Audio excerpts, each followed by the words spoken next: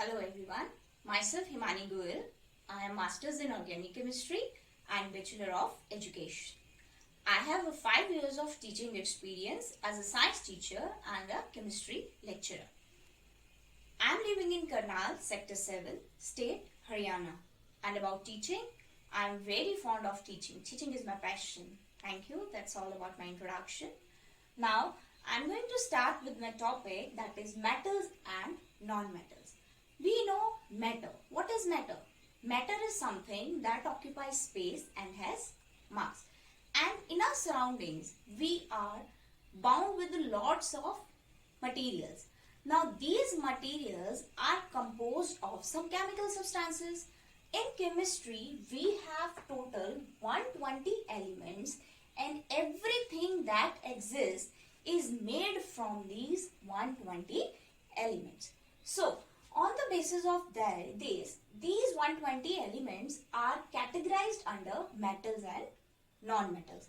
So, to know metals and non-metals, we have to study the physical and chemical properties of these two.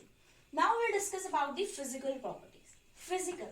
As the name indicates physical means something outerly that we can observe through our naked eyes, like color, texture, their state, whether it is hard, it is soft, anything that we can observe, we can touch, comes under physical property. And when we talked about chemical properties means internal structure, how something, any material is composed of, or the constituent particles that is made from that element. Now, when we talk about metal, we'll discuss about metals first, and in 120 elements, 80% of these 120 elements are metals. Now, state, when we talk about state, we know there are 3 states: solid, liquid and gas. But metals are generally in solid state. No metal is in gaseous state. Yeah, but there is one exception of mercury that exists in a liquid state at room temperature. So when we talk about the state, we are talking about its state, how ordinary or at a room temperature they exist. Yes, of course, by changing the conditions of temperature or pressure, their state can be changed. Nature. All metals are hard. Hard means they cannot cut with a knife. You take an iron nail, you can't cut with a knife. You can take a gold, you cannot cut it with a knife. But with this, we have a few exceptions of sodium, potassium and lithium.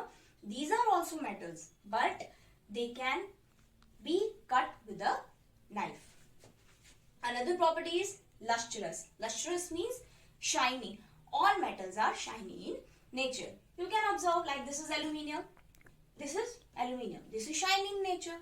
Iron, shiny in nature. Copper, gold, silver, these are shiny in nature.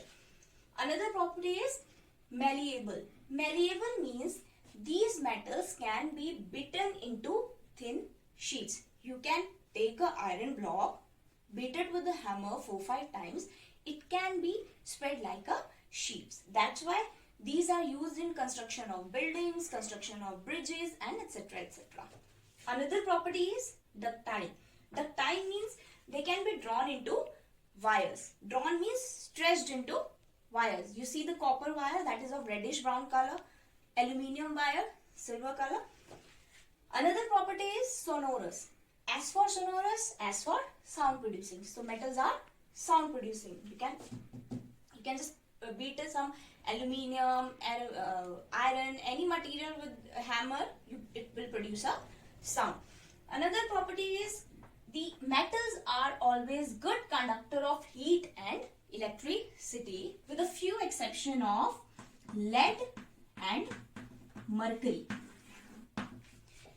Good conductor of heat and electricity means they can allow current as well as heat to pass through them. That's why utensils are made up of copper, aluminium utensils, because they conduct heat. And then we have the wires. Wires are made up of metals. Why? Because they can conduct electricity. And you know that electricity, how it produces? It produces because of the flow of the electrons. So these are the few properties of metals that describes the nature of metals, right?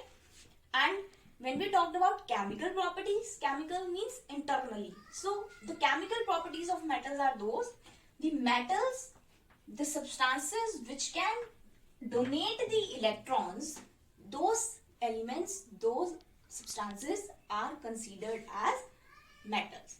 Okay, so thank you.